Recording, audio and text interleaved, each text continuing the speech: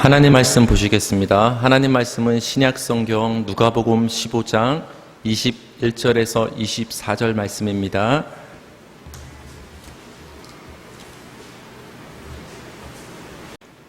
아들이 이르되 아버지 내가 하늘과 아버지께 죄를 지었사오니 지금부터는 아버지의 아들이라 일컬음을 감당하지 못하겠나이다 하나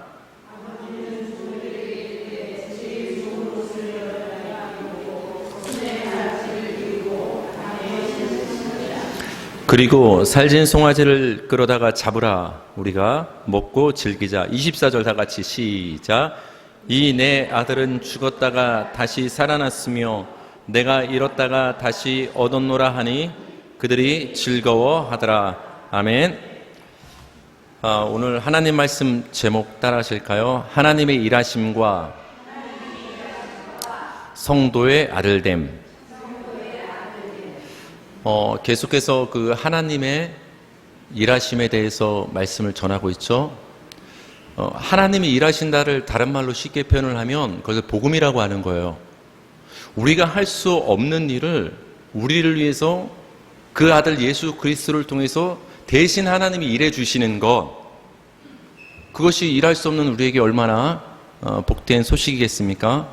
우리는 죄를 사하는 일을 할 수 없는데 하나님께서 그 아들 예수의 십자가 피로 말미암아 우리의 죄를 사하시는 구속의 일을 하신 거예요. 그래서 그걸 복음이라고 하는 거예요. 그래서 우리 신앙의 초점은 우리의 일함이 아니라 하나님의 일하심에 초점이 있어야 됩니다.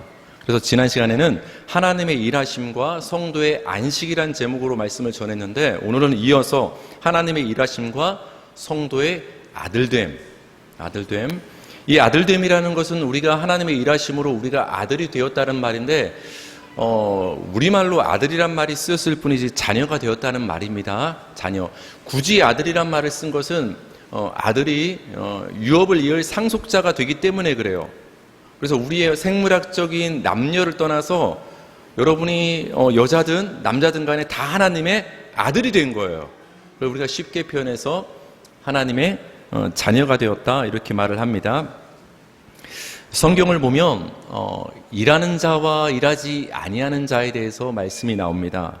먼저 우리가 포도원 품꾼 비유를 살펴볼 필요가 있습니다. 마태복음 20장 말씀인데요. 제가 읽어드릴게요. 먼저 온 자들이 와서 더 받을 줄 알았더니 그들도 한 데나리온씩 받은지라. 받은 후 집주인을 원망하여 이르되 나중은 이 사람은 1시간밖에 일하지 아니하였거늘 그들을 종일 수고하며 더위를 견딘 우리와 같게 하였나이까. 일과를 마친 후에 주인이 품꾼들을 모아놓고 정산을 하죠. 일과가 몇 시에 시작을 했냐면 오전 9시에 시작을 해서 오후 6시에 일을 마쳤습니다. 그런데 막상 정산하는 시간이 되어 보니까 아침에 일찍 온 사람과 나중에 늦게 출근한 일한 사람과 품삯이 다를 줄 알았더니 주인이 다 똑같이 한 데나리온씩 주는 거예요. 몇 시에 온 사람이 있었냐면 오전 9시에 와서 하루 종일 햇볕과 더위와 싸워가며 일한 사람이 있었던 반면에 1시간 전에 오후 5시에 와서 겨우 1시간 일한 사람도 있었어요. 여러분이 오전 9시에 왔는데 1시간 남겨놓고 5시에 온 사람하고 똑같이 대우해주면 여러분 참을 수 있어요? 쉽게 더 비유를 해드릴까요? 명절이라서 며느리들이 다 첫째, 둘째, 셋째 다 모였는데 어떤 며느리는 그 전날부터 와가지고 전부 치고 막 그랬는데 어떤 한 며느리는 다 끝났을 때쯤에 오면은 다른 며느리들이 화를 내요, 안 내요? 화내죠? 그렇게 지금 화를 내는 거예요. 아니, 주인님, 어떻게 9시간 하루 종일 일한 우리들하고 늦지막히 와서 1시간 일한 사람하고 어떻게 똑같이 대우를 하십니까? 여기 중요한 말이 나오죠. 더 받을 줄 알았더니. 오전 9시에 와서 일한 사람들은 자기들이 받는 사기, 자기들의 일함, 자기들의 수고에 대한 보수, 상으로 생각한 거예요. 내가 이만큼 일했으니까, 내가 이만큼 애썼으니까. 근데 여러분 잘 생각해 보세요. 주인이 그들을 고용해서 포도원으로 들여보내지 않았더라면,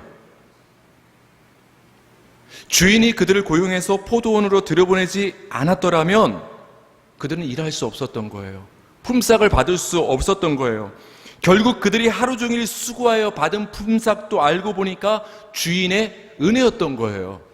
주인의 은혜가 아니면 그들은 일할 수도 없었고 품삯을 받을 수도 없었던 거예요. 여러분, 하루하루 먹고 마시고 가정을 이루며 우리가 인생을 살아가는 우리의 모습은 우리의 일함과 애씀과 수고로 유지되는 것 같지만, 하나님이 천지를 창조하지 않았다면, 하나님이 이 지구를 만들어주지 않았더라면, 하나님이 숨쉬고 살아갈 수 있는 이 공기와 기동할 수 있는 힘을 우리에게 주시지 않았더라면 우리가 어찌 일할 수 있겠어요? 우린 교만해서 하나님이 모든 이 터전을 만들어줬음에도 불구하고, 하나님이 이 지구라는 포도원에 들여보내 주셨음에도 불구하고 우리가 열심히 애쓰고 수고했기 때문에 더 받을 줄 알고 그저 하나님의 은혜를 외면한 채 우리의 일함과 우리의 애씀과 우리의 행위를 나타내는데 인간은 초점을 둔다라는 거예요. 더 받을 줄 알고. 왜? 내가 더 일했으니까. 하나님의 은혜는 망각한 채 우리의 일함만을 나타내려는 것이 인간의 본성이고 인간의 죄라는 거예요. 마태복음 20장 15절 보면 읽어보세요. 시작. 내 것을 가지고 내 뜻대로 할 것이 아니냐. 내가 선함으로 네가 악하게 보느냐. 여러분 보세요. 우리가 봤을 때는 당연히 오전에 온 사람하고 1시간 남겨놓고 온 사람 봤을 때, 이거 주인의 처사는 저 같으면은 제가 직원이면 직원들 으쌰으쌰해서 저는 데모할 것 같아요. 가만히 있을 것 같아요. 여러분은 생존이 걸렸는데 당연히 그럴 수밖에 없는 거예요. 누가 봐도 그 주인의 처사는 선하지 않은 거예요. 근데 주인이 뜻밖의 말을 합니다. 내 것을 가지고 내 뜻대로 하는데 너희들이, 내가 선한데 너희들이 나를 악하게 보느냐? 다시 말하면 너희가 악하다고 생각하는 나의 이 처사는 악한 것이 아니라 선한 것이다. 여러분, 하나님이 생각하시는 악과 우리 인간이 생각하는 선은 다릅니다. 여러분에게 있어서 선은 무엇입니까? 그렇죠? 나한테 유익이 되면 그건 선이에요, 여러분. 인간의 도덕과 선은 그렇게 얄팍한 걸 아셔야 돼요. 우리 성도가 선을 구분할 때 그 선은 뭐냐? 하나님에게 선인 것이 성도의 선인 거예요. 우리 인간의 보기에 거짓말이라 할지라도 그것이 하나님의 섭리 가운데 이루어진 거짓말이라면 그것은 선이 되는 거예요. 제가 거짓말하고 살라고는 말이 아닙니다. 기생 라합이 거짓말했어요, 안 했어요? 정탐꾼 여기 왔냐? 그럼 여러분, 거짓말하지 않으면 어떻게 말해야 돼요? 거짓말하지 말라고 했지? 정탐꾼 여기 있습니다. 근데 라합은 어떻게 했어요? 숨겨놓고 나서 절로 갔습니다. 거짓말해서 정탐꾼을 살려주지 않았습니까? 인간의 도덕적 기준으로 봤을 땐 거짓말, 악이에요. 그러나 하나님의 기준으로 봤을 땐 그 라합의 거짓말은 하나님의 구원의 역사를 이루는 선이 되는 거예요. 인간의 선과 유익은 다른 거예요. 항상 말씀드리지만 누가 착한 사람이에요? 여러분한테는? 누가 착한 사람이에요? 다 필요 없어요. 나한테 잘해주는 사람이 착한 사람이에요. 누가 나쁜 놈이에요? 다 필요 없어요. 나를 노엽게 하고 나 기분 나쁘게 하고 나한테 못해주는 사람이 나쁜 사람이에요. 근데 여러분, 반대로 여러분이 선하다고 생각하는 사람이 세상에서는 악하다고 평가받을 수 있다는 사실을 아셔야 돼요. 우리 인간의 선의 판단은 이렇게 자기 주관적이에요. 내가 일한 만큼 보수를 받지 않고 내 생각과 다르게 그런 처사가 나한테 대우가 행해질 때 인간은 분노하며 그것을 악으로 보는 거예요. 그것에 대해서 하나님이 일침을 놓으시는 거예요. 내가 선한데 네가 악하다 하느냐? 여러분, 그럼 하나님이 보시기에 무엇이 악일까요? 하나님의 기준으로 봤을 때 무엇이 악일까요? 이 9시에 온 자들의 그 행동들을 보세요. 무엇이 악일까요? 그들은 아주 열심히 일했어요. 누가 봐도 선이에요. 근데 하나님이 선하시다면 그들은 악인 거예요. 하나님을 악하다고 했으니까 그들이 실제는 악인 거예요. 무엇이 악이냐면 하나님이 보시기에 하나님의 은혜를 생각하지 않고 하나님의 일하심보다 인간의 행위와 인간의 애씀과 수고와 인간의 업적과 공로를 내세우는 것, 내가 이만큼 일했으니까 더 받을 줄 알고 들여보낸 그 하나님의 주인의 은혜는 뒷전으로 하고 인간의 일함을 나타내고 인간의 행위를 나타내는 것, 하나님 보시기에 그것이 악인 거예요, 여러분. 그것이 때로는 인간의 보기에는 부지런함과 애씀과 수고로 포장될 수 있지만 하나님 보시기엔 그것이 악이 될 수 있어요. 구원과 의로움과 생명의 문제에 있어서. 로마서 4장 4절 한번 보실까요? 로마서 4장 4절 읽겠습니다. 시작.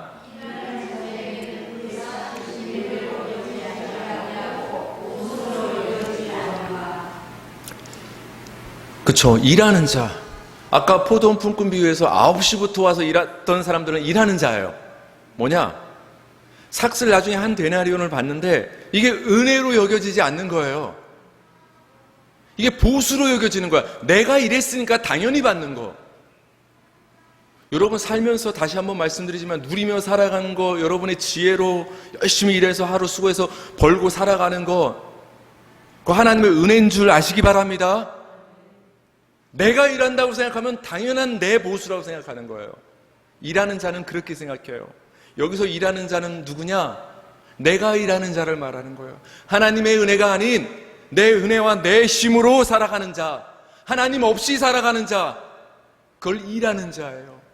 인간의 힘을 믿고 인간이 일하며 살아가는 자들은 자기의 수고에 따른 보수로 여기며 은혜를 외면한 채 살아가는 거예요. 반대로 바울 사도가 이렇게 얘기를 합니다. 제가 빼먹었는데 로마서 4장 5절을 보면 반대로 일을 하지 아니하는 자가 나옵니다. 여긴 나오지 않는데 제가 읽어드릴게요.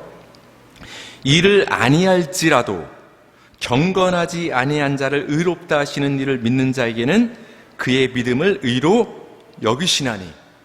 중요한 말이 나오는데 무슨 말이 나오냐? 일을 아니할지라도 경건하지 아니한 자를 의롭다 하신다. 일을 안 하는데 의롭다 하시는 거예요. 포도원 품꾼 비유와 똑같죠? 1시간밖에 일을 안 했어요. 어떻게 보면 일을 안 했는데 품삯을 주는 거예요. 인정을 하는 거예요. 여러분이 일을 했기 때문에 하나님이 의롭게 여겨주시는 것이 아닙니다.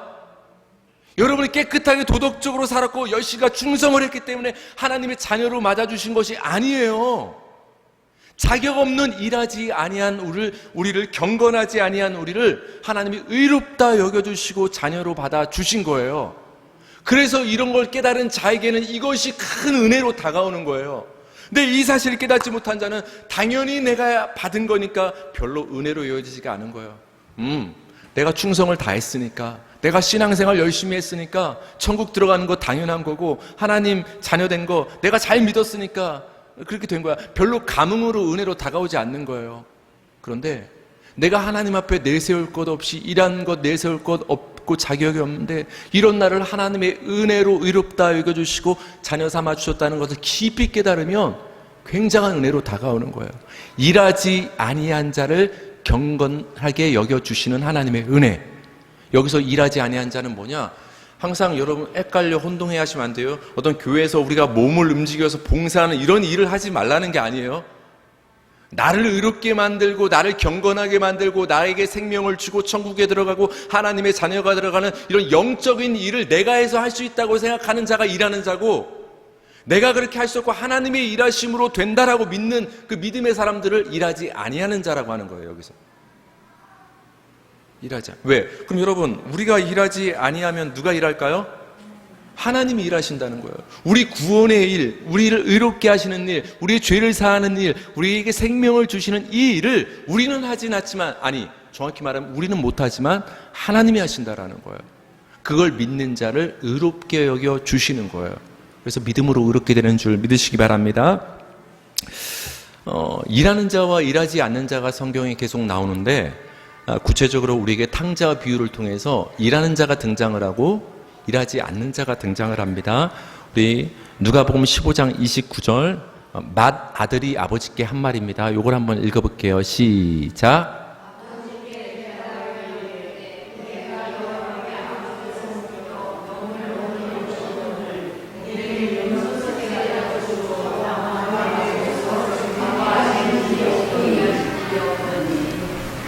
여러분, 이 모습 포도원 품꾼하고 좀 비슷하지 않아요?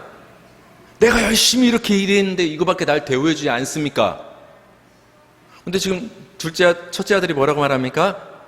내가 여러 해 동안 아버지를 섬기고 충성을 다하고 열심히 일을 해서 명령을 어긴 일이 없는데 이런 나한테 보상을 안 해주고 잔치도 안 열어주시더니 허랑방탕했던 저 동생을 위해서는, 둘째를 위해서는 어떻게 살진송아지를 잡고 잔치를 베풀어 줍니까? 아버지 처사가 옳지 않습니다. 막 항변을 하는 거예요. 여러분, 이 맏아들은 아버지 밑에서 살아온 것이 그동안 어떻게 살아왔냐? 아버지의 은혜를 은혜로 생각하지 않고 내가 열심히 일했기 때문에, 내가 섬겼기 때문에, 내가 명령을 어긴 적이 없기 때문에 그것에 대한 당연한 보상이라고 생각하며 살아온 거예요. 그 아버지 밑에서 은혜로 산 걸 모른 거예요. 내가 열심히 했기 때문에 당연히 받아야 될 것, 누려야 될 것으로 생각하며 살아온 거예요. 제가 그래서 지난 시간인가 지지난 시간 말씀드렸죠. 진짜 문제는 둘째가 아니라 첫째라고. 진짜 문제는 둘째가 아니라 첫째라니까요. 아버지의 일하심, 아버지의 은혜가 아닌 내가 일한 것, 내 힘으로 살면서 그 보상을 바라보며 살아가는 자는 아들이 아닌 거예요. 한 글자로 뭐라고 해요? 그런 자를 종이라고 하는 거예요. 여기서 말하는 종은 예수 그리스도의 종, 그런 의미하고는 다른 거예요. 내 힘으로 보상을 받아가며 삭슬 바라며 살아가는 자들을 종이라고 하는 거예요. 첫째 아들은 이름만 무늬만 아들이었지 그 아버지의 곁에서 살아왔지만 아들로서의 삶을 지금까지 살아온 것이 아니라 내 힘으로 아버지의 은혜를 외면한 채 그 보상을 바라며 살아왔던 종으로서의 삶을 살아온 거예요. 안타깝지만 겉으로 사람들이 봤을 때 야, 저 효자다. 둘째는 집 나가서 아버지를 쏙썩이고 아버지 마음을 아프게 했는데 저 첫째가 진짜 아들이라 사람들을 이렇게 칭찬했을지 모르지만 그 실상은 첫째 아들은 아들로서의 삶을, 인생을 살아간 것이 아니라 종으로서 살아간 거예요. 내 힘으로 내 보상을 바라며. 누가복음 18장에도 종으로서 인생을 산 자들이 나오죠. 그들의 신앙생활은 누가 봐도 철저했어요. 한번 보실까요? 누가복음 18장 11절 한번 보십니다. 시작. 바리새인은 서서 따로 기도하며 이르되 하나님이여, 나는 다른 사람들 곧 토색, 불의, 간음을 하는 자들과 같지 아니하고 이 세리와도 같지 아니함을 감사나이다. 나는 1회에 2번씩 금식하고 또 소득의 11조를 드리나이다 하고. 여러분, 바리새인은 굉장히 철저한 사람입니다. 근데 이런 바리새인들이 세리와 함께 성전에 기도하러 왔습니다. 근데 기도가 내용이 어떻습니까? 바리새인의 기도 내용이 하나님, 나는 다른 사람들, 그러니까 죄인들, 토색, 불의, 간음하는 자들과 나는 같지 않습니다. 한마디로 나는 의롭습니다. 의롭습니다. 여러분, 그 당시 이렇게 금식은 그냥 일주일에 한 번 했으면 되는 거예요. 근데 몇 번 해요? 2번. 여러분, 사람이 어떤 사람의 행위로 경건해지려는 시도에 빠지면 그것은 끝이 없습니다. 뭘 2번 해, 3번 하지? 더 경건해지려면? 여러분, 금식하는 걸 뭐라고 하는 게 아니에요. 그걸 하나님께 내세우는 도구로 삼지 말라는 거예요. 하나님은 그것 보고 우리를 의롭다 하시지 않는 거예요. 근데 바리새인은 하나님 앞에 무엇을 지금 갖고 나왔냐? 자신이 생각하기에 의로운 삶, 자신이 애쓴 수고, 나의 일함, 11조 드리고 금식하고 의롭게 살았다고 생각하는 나의 일함과 열심을 가지고 하나님 앞에 이걸 갖고 내려놓는 거예요. 하나님 봐주십시오. 이렇게 가지고 왔죠. 그러니까 바리새인은 하나님의 은혜를 바라면서 나온 것이 아니라 나의 행위를 갖고 나오는 거예요. 다시 말하면 아들로서 하나님 앞에 자녀로서 나온 것이 아니라 지금 종으로서 나오는 거예요. 여러분, 주인이 종의 일을 했을 때 확인합니까? 안 합니까? 너 얼만큼 일을 했는지 마지막에 회개를 하죠. 정산을 하죠. 그러니까 하나님 앞에 지금 내어놓는 거예요. 회개할 거, 정산할 거. 주인님 앞에 지금 이거 확인을 하는 거, 이거 했습니다, 이거 했습니다. 종으로 나오는 거예요. 근데 세리는 어떤 모습으로 나오는지 한번 보시기 바랍니다. 누가복음 18장 13절 시작. 세리는 멀리 서서 감히 눈을 들어 하늘을 쳐다보지도 못하고 다만 가슴을 치며 이르되 하나님이여 불쌍히 여기소서 나는 죄인으로소이다 하였느니라. 여러분 보세요. 지금 세리가 하나님 앞에 와서 내어놓는 것이 있습니까? 자신이 일을 해서 의롭다라고 하는 그런 무엇인가의 열매를 결실을 내놓는 게 있습니까? 세리가 지금 내어놓는 것은 신음이에요. 하나님 앞에서 하나님 나를 불쌍히 여겨주시옵소서. 나는 죄인입니다. 나를 불쌍히 여겨주시옵소서. 세리는 지금 하나님 앞에 어떻게 나왔냐면은 하나님의 불쌍히 여기심 은혜, 하나님의 일하심만을 바라보며 지금 하나님 앞에 나온 거예요. 하나님의 처분만 기다린다는 거예요. 하나님이 날 받아주지 않으면 나는 감히 하나님께 나올 수 없는 죄인임을 고백하며 나오는 거예요. 근데 여러분, 바리새인이 하나님께 받아들여졌나요? 세리가 받아들여졌나요? 오히려 우리 인간의 생각과는 다르게 바리새인이 아닌 세리가 의롭다 하심을 얻고 돌아갔다고 기록하고 있어요. 왜? 세리는 아버지 하나님 앞에 아들로 나왔기 때문에 그래요. 아들로. 아버지의 은혜 아니면 죽을 수밖에 없다라는 그 아버지 하나님만을 전적으로 의지하는 그 믿음으로, 하나님의 아버지의 긍휼하심만을 의지하는 그 믿음으로 나왔기 때문에 그 세리는 받아들여진 거예요. 그러나 인간의 열심과 인간의 일함을 가지고 나온 자는 받아들여지지 않은 거예요. 받아들여지지 않는 거예요. 이번에 이제 둘째 아들을 우리가 살펴볼 필요가 있는데, 우리 둘째 아들을 한번 살펴봅시다. 누가복음 15장 21절 24절 읽겠습니다. 시작. 아들이 이르되 아버지 내가 하늘과 아버지께 죄를 지었사오니 지금부터는 아버지의 아들이라 일컬음을 감당하지 못하겠나이다 하나. 여기 보세요. 세리의 모습과 또 똑같지 않나요? 나는 죄인입니다. 아무것도 내어놓을 게 없어요. 근데 허랑방탕했던 이 둘째 아들이 딱 돌아와서 세리의 고백과 같이 아버지께 나는 죄를 지었으니 아버지의 아들이라 일컬음을 감당하지 못하겠습니다 라고 고백하는 거예요. 근데 아버지가 뭐라고 말합니까? 그래, 너 내 재산 다 탕진하고 그렇게 살았으니까 너 이제부터는 그 죄 갚으면서 평생 종으로 살아, 이렇게 했을까요? 그러지 않았어요. 22절 한번 읽어보겠습니다. 21절 시작. 아버지는 종들에게 이르되 제일 좋은 옷을 내어다가 입히고 손에 가락지를 끼우고 발에 신을 신기라. 23절. 그리고 살진 송아지를 끌어다가 잡으라. 우리가 먹고 즐기자. 24절 시작. 이 내 아들은 죽었다가 다시 살아났으며. 그런데 아버지는 지금 어떻게 행동을 하시느냐? 마치 1시간밖에 일하지 아니한 품꾼에게 똑같은 데나리온으로 주신 것처럼 평생을 옆에서 섬기지 않았던 아들인데도 대우를 해 주시면서 지금 은혜의 품삯을 주시는데 가장 좋은 옷을 입혀주시고 가락지 반지를 껴주시고 신발을 신겨주시는 거예요. 이게 무슨 의미냐? 아들로 지금 받아주시는 거예요. 아니, 주인이 어떤 종을 제일 좋은 옷을 입혀주고 반지를 껴주고 신발을 해줘요. 지금 아들로 받아준다는 뜻인 거예요.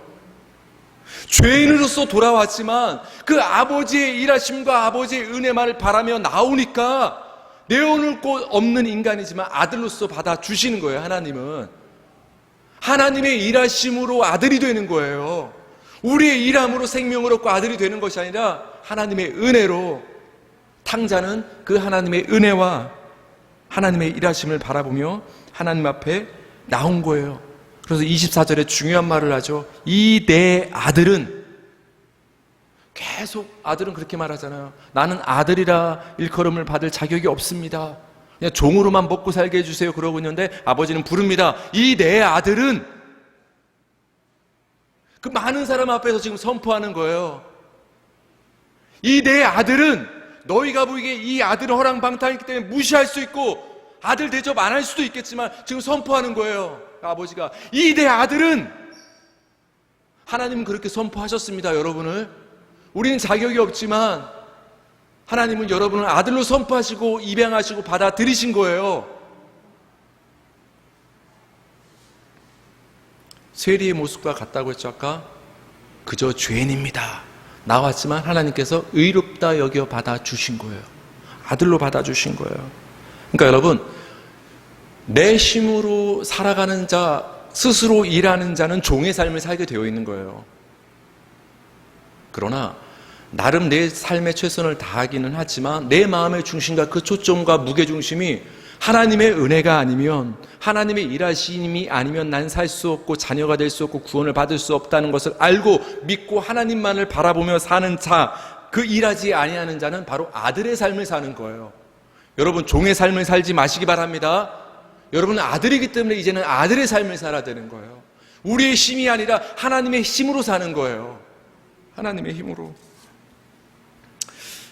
종이 아닌 아들의 삶을 사는 것은 굉장히 중요하다고 제가 자주 말씀을 드립니다. 갈라디아서 3장 26절 한번 보세요. 3장 사도 바울도 이 얘기를 하고 있습니다. 너희가 시작, 너희가 다 믿음으로 말미암아. 아멘. 여러분은 하나님의 아들이 다 되었습니다. 그 하나님의 아들이 되었다라는 말을 동의어로 다르게 표현을 합니다. 29절이에요. 시작. 너희가 그리스도의 것이면 곧 아브라함의 자손이요 약속대로 유업을 이을 자니라.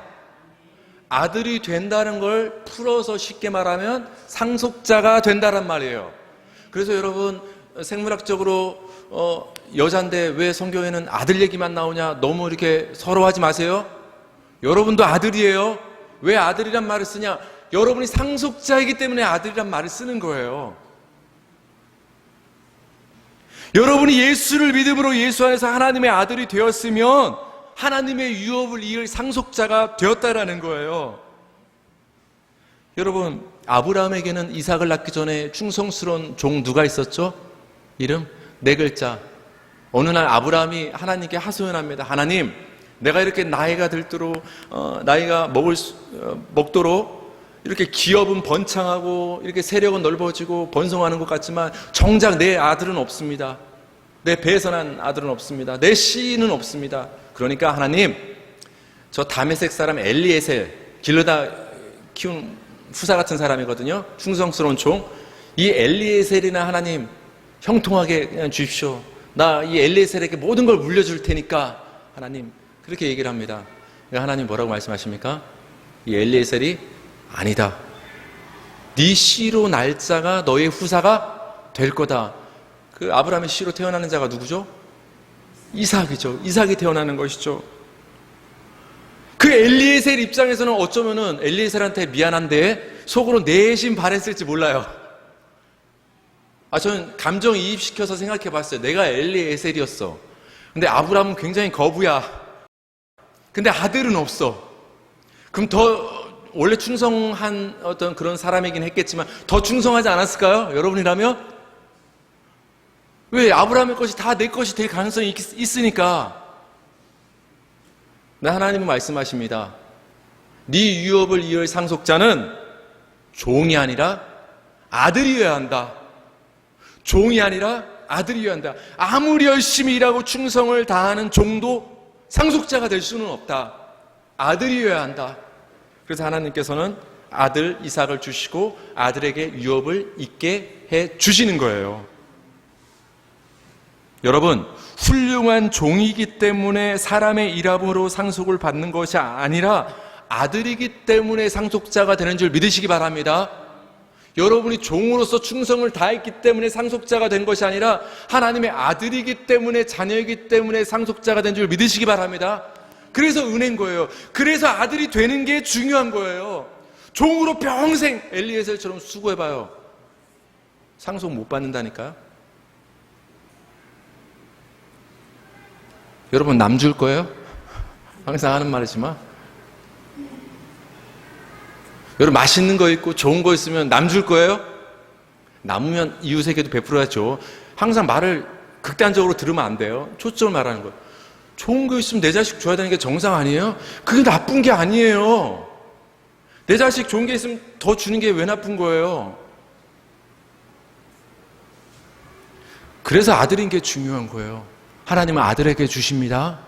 아들에게. 여러분, 이렇게 여러분이 종이 아닌 하나님의 아들로 살아서 그 유업을 이을 상속자가 되는 것은 하나님의 창세전 뜻이에요. 제가 마지막으로 말씀드리고 싶은 이거예요. 하나님이 우리를 아들 삼아서 생명과 천국의 영원한 상속자가 되게 하신 것은 하나님이 천지를 창조하기 전부터 마음속에 품고 계셨던 영원한 뜻이구나. 저는 이걸 말씀드리고 싶은 거예요. 여러분, 영원하다는 말이 무슨 말이라고 했죠? 변하지 않는 게 영원하다는 뜻인 거예요. 그래서 여러분, 영원하신 분은 하나님밖에 없는 줄 믿으시기 바랍니다. 근데 하나님 우리에게 왜 우리는 썩어지잖아요. 근데 예수 그리스도를 믿음으로 말미암아 우리에게 영생을 주시잖아요. 그럼 여러분, 하나님이 우리에게 왜 영생을 주실까요? 죽지 않고 영원히 니네끼리 누리며 살라고? 하나님이 영원하신 분이니까 그 영원하신 분을 찬양하기 위해서는 우리도 영원해야 되는 거예요. 초점은 거기에 있는 거예요. 우리 영생의 초점은 하나님이 영원하시니까 그 하나님을 영원히 예배하기 위해서는 우리에게 영생이 필요한 거예요. 그러니까 영생은 변하지 않는 것이죠. 하나님만이 변하지 않는데 시간을 벗어난 영원하신 하나님께서 마음속에 변하지 않는 한 뜻을 품으셨는데 그것이 성경에 기록됐어요. 그래서 성경을 이렇게 응축해서 하나로 말하면 여러 가지로 말할 수 있지만 그 한 가지 표현 중에 하나가 뭐냐? 하나님이 저와 여러분을 아들로 삼기로 작정하셨다. 이게 성경의 핵심이에요. 하나님이 예수 그리스도의 십자가 피로 말미암아 종이었던 우리를 아들 삼기로 작정하고 계획하셨다. 이게 하나님의 영원한 뜻이에요. 이 눈으로 성경을 보시면 그렇게 보일 거예요. 물론 이 시각으로만 성경을 볼 수 있다는 게 아니라 중요한 핵심이라는 것이죠. 에베소서 1장 4절에서 5절 한번 보세요. 그 영원이란 말을 성경에서는 창세 전이란 말로 표현하기도 해요. 에베소서 1장 먼저 그 창세 전에 읽어볼게요. 시작. 곧 창세 전에 그리스도 예수 안에서 우리를 택하사. 그렇죠. 여러분이 뭘 했기 때문에 9시부터 와서 일했기 때문에 택한 게 아니에요. 여러분이 어머니의 모태에 조성되기도 전에 하나님은 여러분을 선택하신 거예요. 그래서 선택이 은혜예요. 근데 인간은 교만해요. 내가 일하고 싶고 내가 선택받고 내가 선택하고 싶기 때문에 이 하나님의 선택을 굉장히 악한 것으로 봐요, 인간들은. 근데 정말 안타까운 것은 뭐냐? 저 정말 안타까워요. 뭐가 안타깝냐? 세상은 그렇게 생각하는 것이 당연할지 모르겠지만 왜? 9시에 온 사람들이 그렇게 생각을 했으니까. 근데 목사님들마저 하나님을 믿는다고 하는 사람들마저 하나님의 선택을 악한 것으로 보는 사람이 점점 많아져요. 아니, 인간이 어떻게 하는지 봐서 그 공로와 행위를 봐서 하나님이 선택하시고 보상하시고 구원하시고 복 주시는 게 상식적이지. 아니, 우리가 어떻게 한 것이 없는데 창세전에 하나님이 결정을 하시고 선택을 해? 그 선택이 은혜인 줄 몰라서 그래요.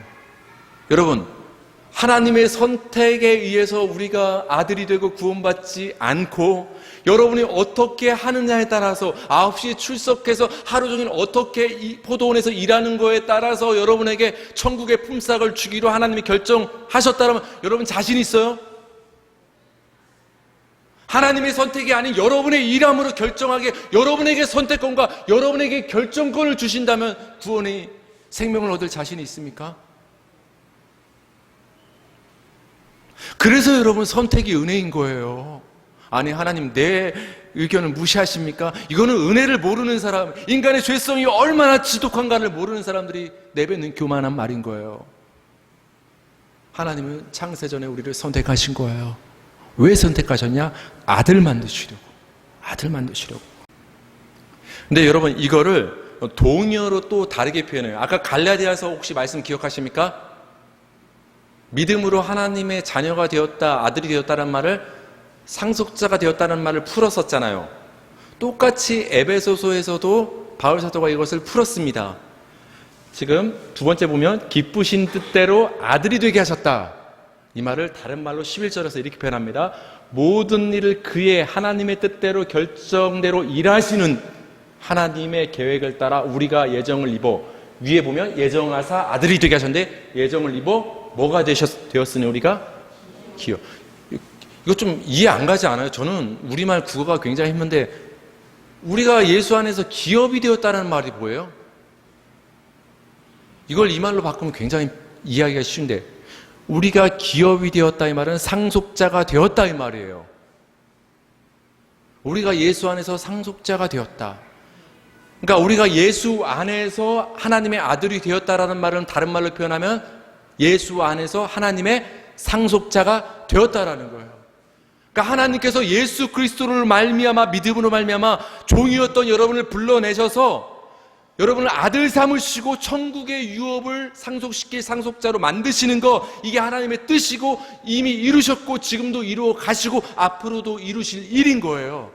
그게 하나님의 뜻인 거예요. 하나님 아버지, 이 땅에서 하나님의 뜻이 이루어지길 원합니다. 그 뜻이 딴 게 아니에요. 아직 종으로 살아가는 저 불쌍한 영혼들, 하나님께서 성령을 보내셔서 예수를 믿게 하심으로 하나님의 아들로 부르시는 거예요. 그래서 그들에게도 천국의 상속 유업을 나눠주시는 거예요. 이게 하나님의 뜻이에요. 하나님의 뜻이 복잡한 게 아니에요. 우리를 아들 삼는 거예요. 자기 힘씀과 애씀과 일함으로 살아가며 신음하며 고통받는 그들에게 하나님의 은혜만이, 예수의 멍에만이 쉽고 가볍다고 은혜라는 것을 그들에게 선포하며 그들을 불러내시는 일을 하나님은 지금도 하시는 거예요. 아들 만드시는 일을. 여러분, 예수를 믿음으로 하나님의 아들이 되어서 하나님의 상속자가 되는 것이 하나님의 변하지 않는 영원한 뜻이라는 것이 우리에게 얼마나 복된 일입니까? 오전 9시부터 해질 때까지 애쓰고 수고하는 우리의 그 일함 때문이 아니라, 우리가 평생 명령을 어긴 일이 없기 때문이 아니라, 오직 예수 그리스도의 십자가 능력과 아버지의 일하심 은혜로 우리가 아들이 되어 영원한 상속자가 되었다는 것이 얼마나 감사한 일입니까? 여러분, 세리처럼 하나님 앞에 나오시기 바랍니다. 종으로 나오는 것이 아니라 아들로서 하나님 앞에 나오시기 바랍니다. 하나님 앞에 내어놓을 것이 없을지라도 아들로서 나오시기 바랍니다. 하나님은 품어주십니다. 그리고 은혜를 채워주십니다. 하나님의 아들로서 아버지 하나님의 은혜와 능력과 그 일하심으로 살아가는 우리 믿음의 성도들 되기를 주님의 이름으로 축원합니다.